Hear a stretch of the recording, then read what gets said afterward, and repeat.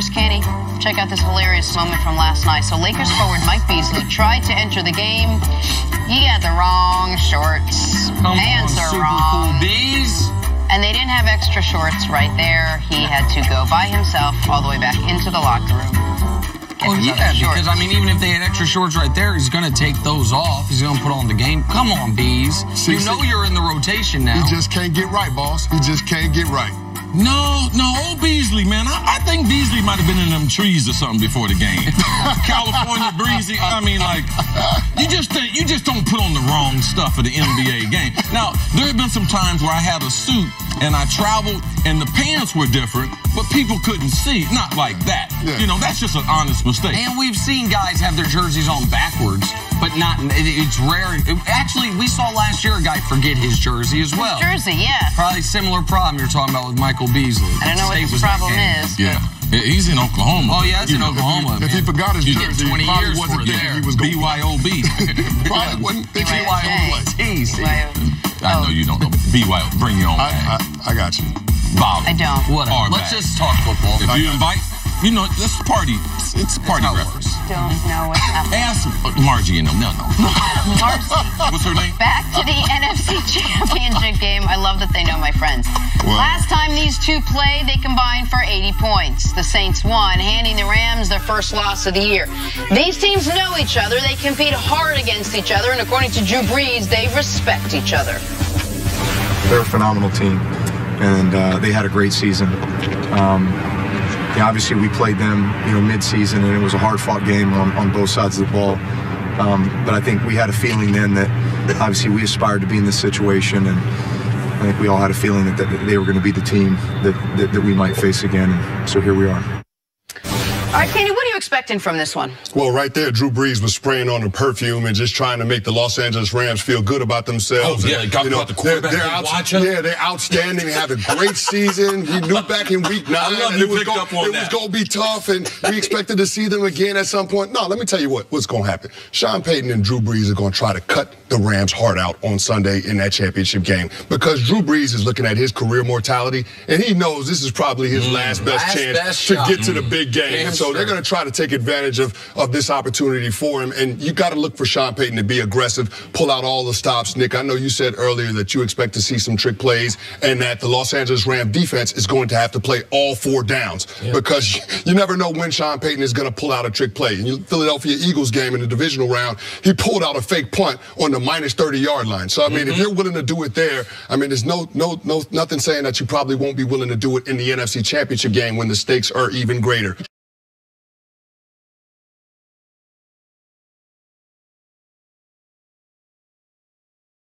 Try to simulate what they did against the Dallas Cowboys in being able to run the football, being able to use that offensive line, get some surge at the point of attack, and then allow Todd Gurley to get beyond the line of scrimmage and get first contact there. And then, of course, when you see Todd Gurley beyond the line of scrimmage, that's when he's best, when he has space to operate on the other side of the line of scrimmage.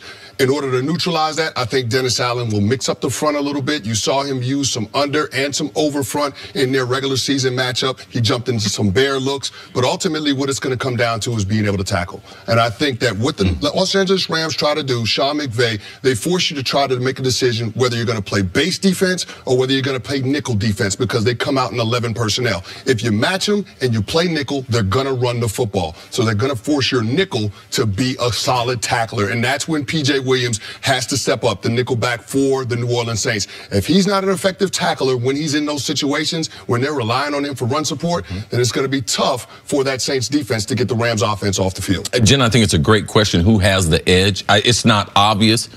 I could easily lean to the home team in the Saints with Sean Payton and Drew Brees, or I could just go on the momentum and think that the Rams are going to be able to get revenge. The way they played those last 3 quarters, the last time they came in, they're like, man, we match up well against them. If we don't get off to a slow start, I like our chances.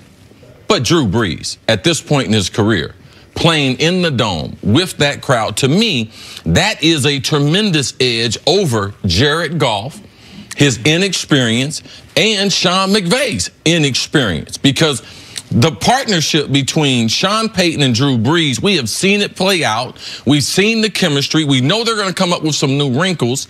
I just believe it's on Sean McVay to manufacture plays to be able to protect this quarterback early. I do believe he is a big-time thrower of the football, but his confidence early, the momentum in this game early, that crowd noise early, I got to give that edge to Drew Brees and him being able to get it done.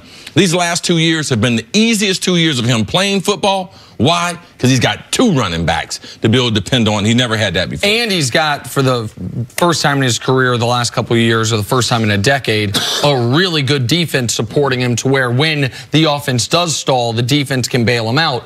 Earlier when we were talking trick plays, I'm also talking about lining up and going for it on fourth down. Let's talk about the divisional weekend for a moment.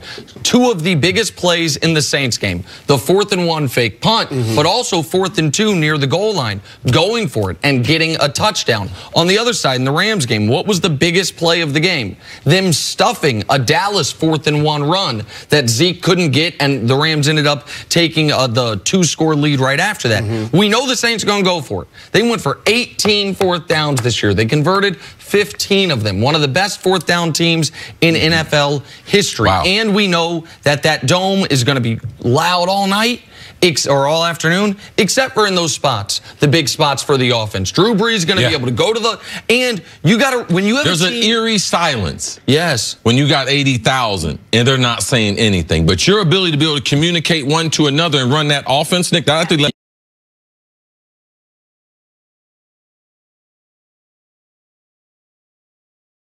you know what that also means? Those spots where when we're watching games on Sunday, we're like, oh, they're not going for it. They're just trying to draw you off sides. You might actually get them to jump off sides because you have to actually be prepared for it. To me, the Saints should win. But if Ndamukong Suh can duplicate what he did in the divisional round against a banged-up Saints offensive line, because we know Aaron Donald's going to show up. If that can happen with the Rams secondary, healthiest it's been since week 1, that can neutralize their weakness at their linebacking core. And so if Suh shows up big, this could be a game that tilts in the Rams' favor. I want to bring up something both of you touched on, and that's Drew Brees. How important is this game for his legacy to try to make it back to a second Super Bowl if that window is somewhat closed? We don't talk about his age the way we talk about Tom Brady's. Well, as Drew Brees told me, I'm in as good a physical shape as any quarterback that's ever played this game or any quarterback playing now. I just don't talk about it.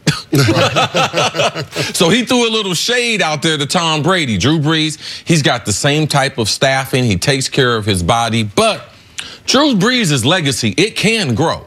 Because when you have won 2 Super Bowls, the reason why we didn't want to, Eli benched last year. Oh, man, he won two Super Bowls. Nobody was saying Flacco shouldn't be benched because he got 1. Absolutely. And Brees, when you are going to finish first or second in every major regular season passing category, if he gets the second championship, then you start talking about, wait, like, is Brees Peyton Manning a conversation? Like, Brees Favre, does he move ahead of him? Like, I know I care about rankings much more than you do, but like, if guys care about that stuff, the only thing missing from his resume, other than a league MVP, which he almost won this year, would be the second Super Bowl. One thing I think is a little edge. They were one play, one miracle in Minneapolis from being in this same position last year.